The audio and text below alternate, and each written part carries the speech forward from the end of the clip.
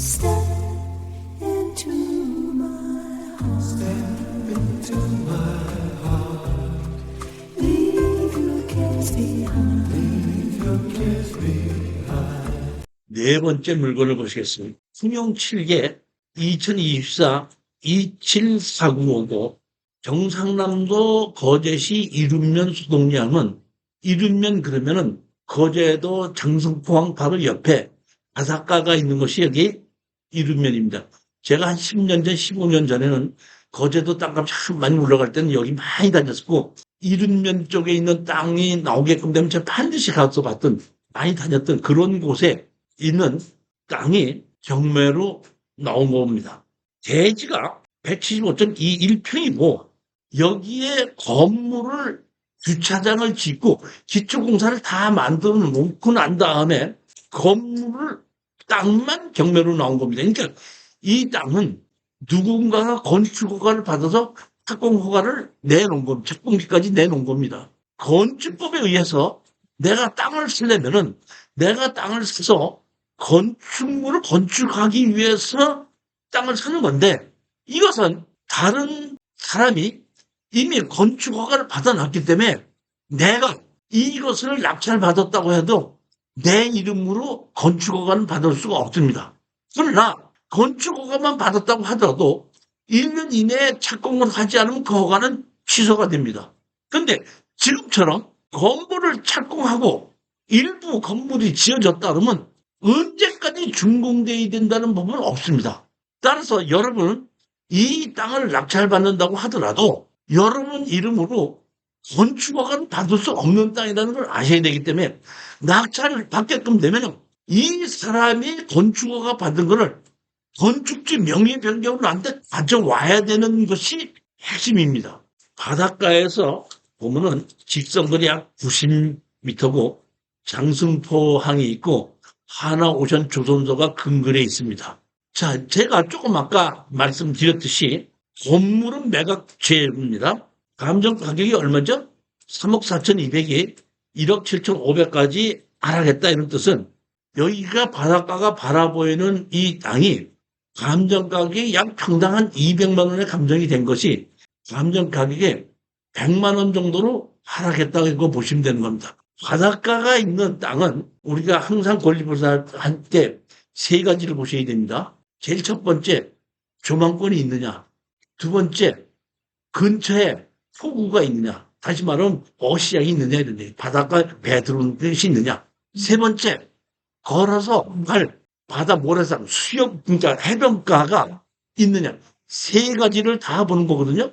이 세 가지 중에서 한 가지만 돼 있다고 해도 기본이 대부분은 100만 원 정도는 가는 겁니다. 그렇게 해서 100만 원에서부터 한 2, 300만, 3, 400, 4, 500까지 여러 가지로 감정이 되게끔 되는데 여기는 감정 자체가 200만 원이 되고 그 다음에 하락해서 100만 원까지 하락이 됐는데 조망권은 있고 포구는 있는데 여기는 해수욕장 다시 말하면 그런 것은 없습니다. 자 여기 보면 뭐라고 나와 있죠?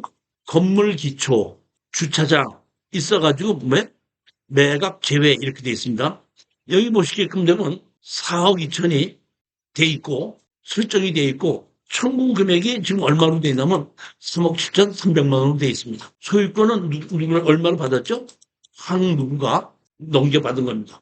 근저당 설정은 제가 보면 처음서부터 제가 판단하기에는 이제 그 건설회사가 이 분양을 하고 누가 분양을 받은 거 난 다음에 설정권을 그대로 안은 건가 이런 생각이 들더라고요.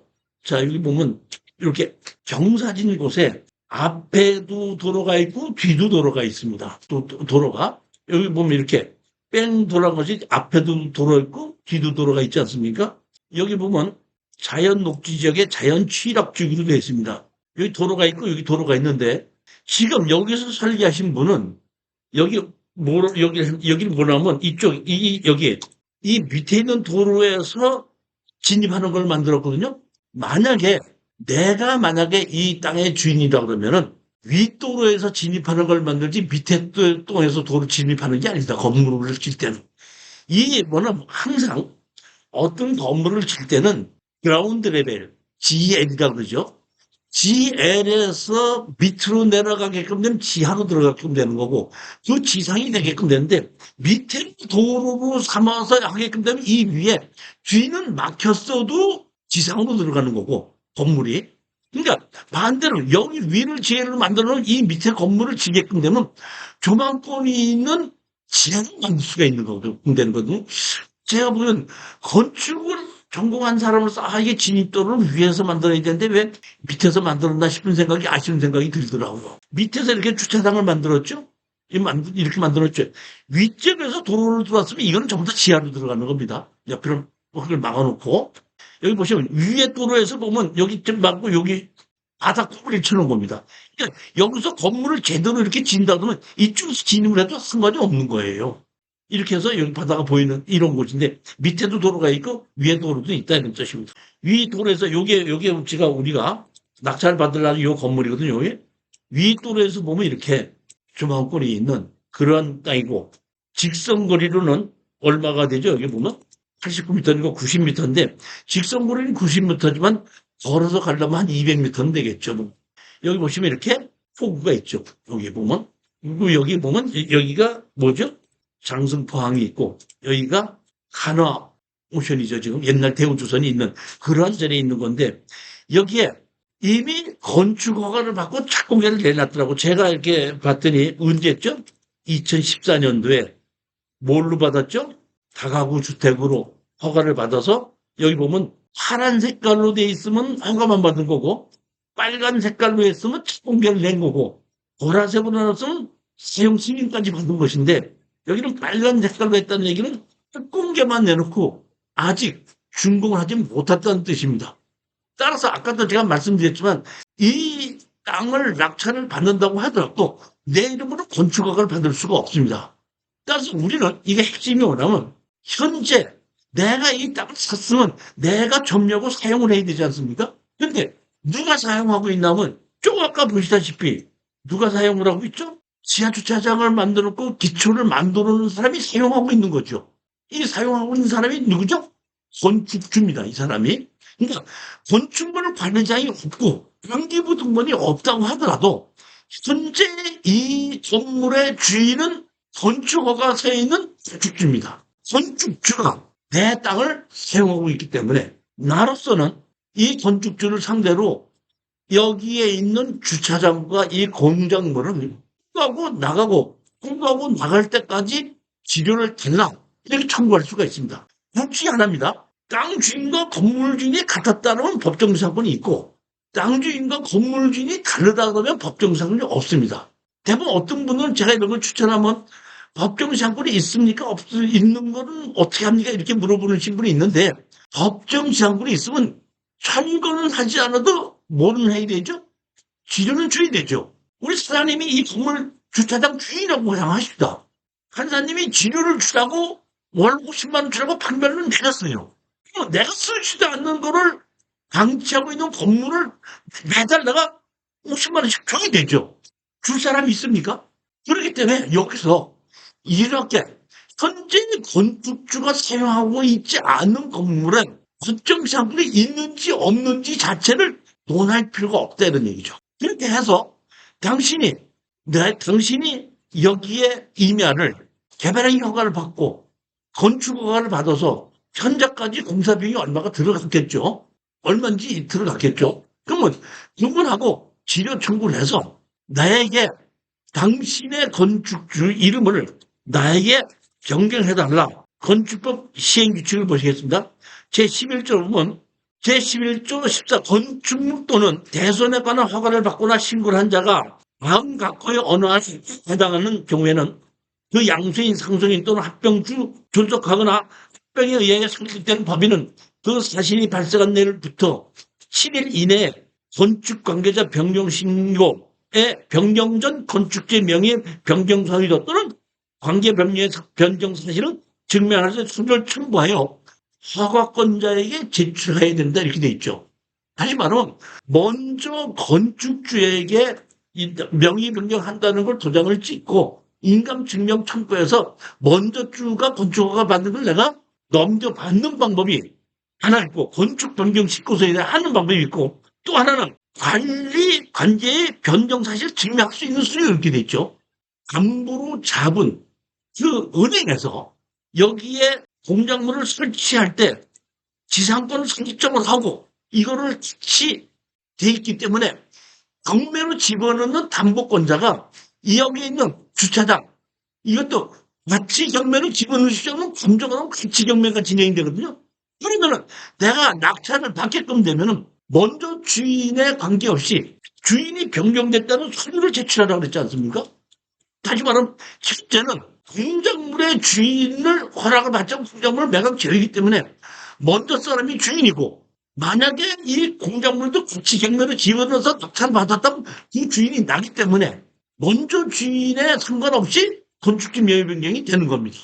그러나 이거는 현재 있는 공작물은 매각 지어이기 때문에 반드시 먼저 있는 주인과가 합의를 해서 건축지 명의 변경에 동의를 해야 되는데 이 사람이 자기가 개발 허가 받고 대치산림 조성비 내고 건축허가 받고 바닥 공무리 치고 하느라고 5천만 원 들어갔다.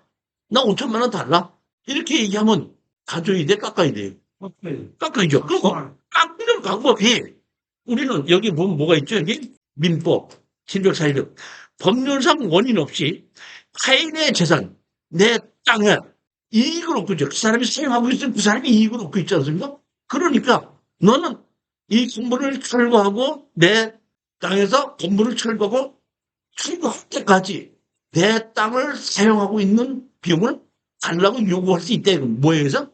민법에 의해서 협상을 해서 500만 원이든지 1000만 원이든지 얼마든지 적당한 가격에 건축지 명의 변경을 넘겨받아서 제가 건물을 다 내가 지어서 매도를 하는 방법도 있고 건축지 명의 변경을 내 이름으로 해놓고 아직 준공이 돼 있지 않기 때문에 건축물에 대한 취득록세를 내는 건 아닙니다.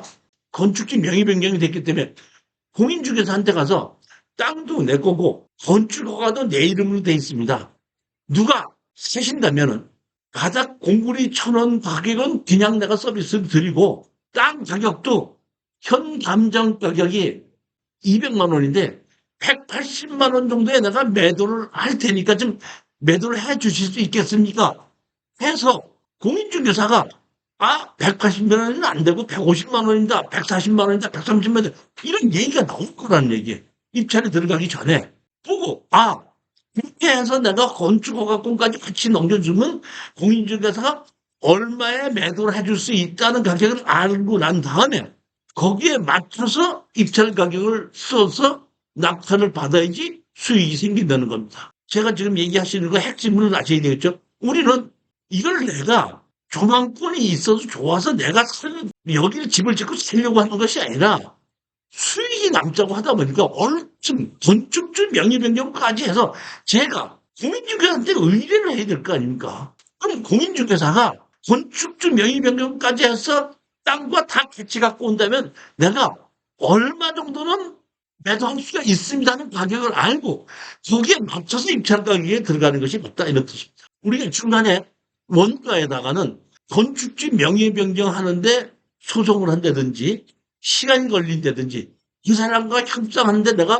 1,000만 원 갖고 협상을 하겠다, 500만 원 갖고 협상을 하겠다는 대충의 생각을 갖고 그 가격을 원가에 포함해서 같이 생각해야 된다 그런 얘기입니다.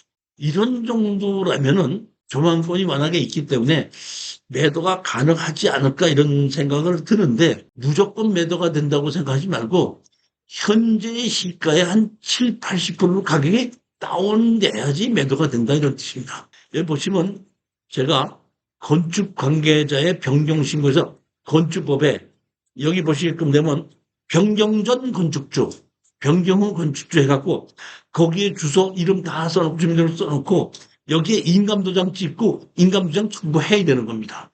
그래야지 건축주 명의 변경이 되는 겁니다.